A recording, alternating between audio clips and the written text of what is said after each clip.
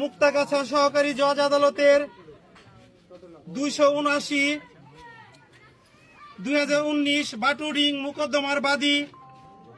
মুসাম্মদ খায়রুন নাহার, স্বামী মোহাম্মদ কাশেম আলী, মুসাম্মদ রেনোয়ারা বেগম, স্বামী মোহাম্মদ গিয়াসউদ্দিন, আনোয়ারা বেগম, স্বামী মোহাম্মদ বিল্লাল হোসেন, সর্বসাং মুরারিপুর, পোস্ট রামভদ্রপুর, থানা মুক্তাগাছা, জেলা ময়মনসিংহ, বনাম বিবাদী দায়িক আব্দুস সামাদ, পিতামিত লাল মাহমুদ, আয়ুব আলী, সাহেব আলী, উভয় পিতামিত নায়েব আলী, গং, সর্বসাং মুরারিপুর, পোস্ট রামভদ্রপুর, থানা মুক্তাগাছা, জেলা ময়মনসিংহ মুক্তাগাছা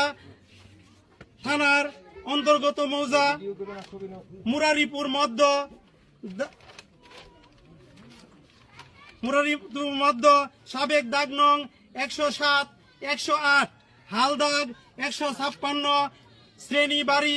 জমির পরিমাণ 34%, যাহা সিভিল কোর্ট কমিশনার সাহেবের লাল নিশান বিশিষ্ট চিহ্নিত স্থান।